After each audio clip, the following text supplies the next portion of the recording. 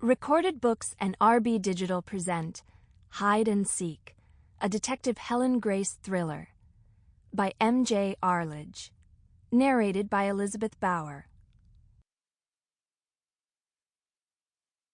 Chapter 1. She moved fast, keeping her head down. The corridor was full of bodies tonight, but she bullied her way past them, never once looking back. Expletives and abuse accompanied her clumsy progress, and as she turned the corner into her wing, she felt a large glob of saliva hit the back of her neck. Normally, she would have turned to confront the offender. She loved cracking bones, but there was no question of that tonight. Lockup was only 15 minutes away, and Lee knew that if she could make it back to her cell, she would be safe. She'd been lying low in the skills department, concealing herself in a disused storeroom, but when the bell rang for end of association, she knew she had to move. She was not superstitious by nature, but as she left her hiding place, she kissed her crucifix 3 times, muttering her boys' names and praying for luck. She had a feeling she would need it. They knew, and now they were coming for her. It was just a question of where and when. Holloway Prison is a maze of narrow, ill-lit corridors with numerous opportunities for ambush. Lee knew the terrain better than most. She'd been here 5 years already, but that was no guarantee of safety, not when you were being hunted by the pack. As she quickened her pace, Lee was suddenly overwhelmed by fear. She had the strong feeling that she would die in here, amid the filth and the misery. She could picture herself bleeding out on the floor as her attackers circled her, their eyes full of hate. "Get yourself together, girl." The words came out in a harsh whisper, and Lee cut them off abruptly, chiding herself for her weakness and stupidity. She was in deep trouble for sure, but she was nearly home. It would be crazy to mess it up now. Taking a deep breath, she emerged from the corridor and, crossing the gantry, skipped up the stairs to level 2.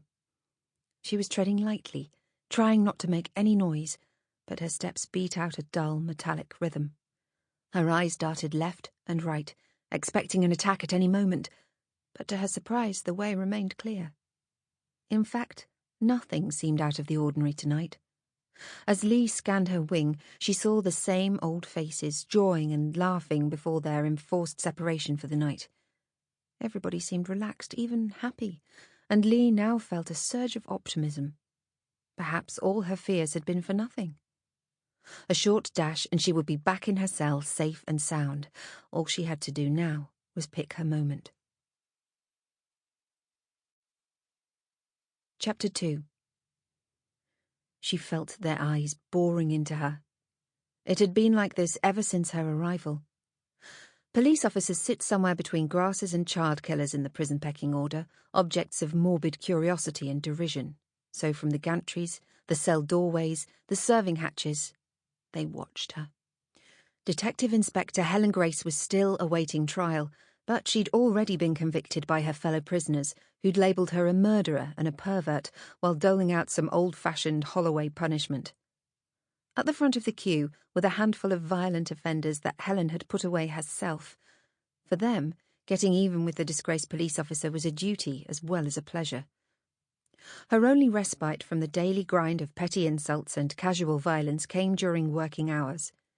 Inmates knew better than to mess with the smooth running of the prison, but even here there was little cheer.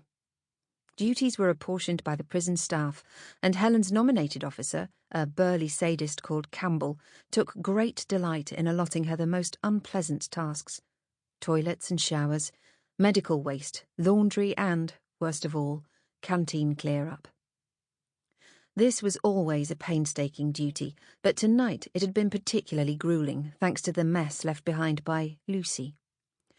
Lucy was a woman now living as a man, who'd nevertheless serve her sentence in Holloway, as she was biologically female. She loathed the place, and was fighting a tortuous legal battle to be transferred to a male prison. Her fellow inmates knew this and enjoyed provoking her, refusing to call her by her chosen name, Michael.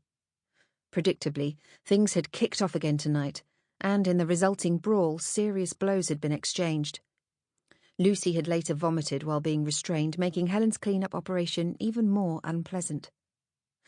Helen was just finishing the job, eking out the last few minutes before lockup, when Sample complete. Ready to continue?